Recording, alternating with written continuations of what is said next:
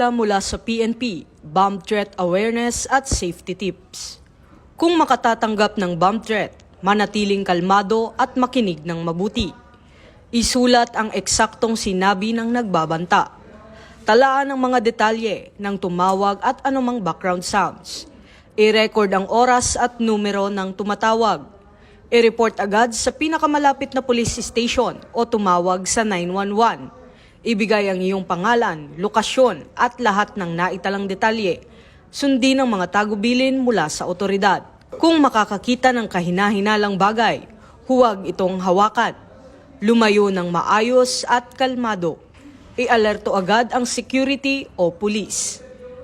Ayon sa Presidential Decree No. 1727, ang pagbibigay o pagpapakalat ng pekeng bomb threat o pagbibiro tungkol sa bomba ay labag sa batas. Ang sinumang mahuling gumawa nito ay maaaring patawan ng imprisonment hanggang 5 taon.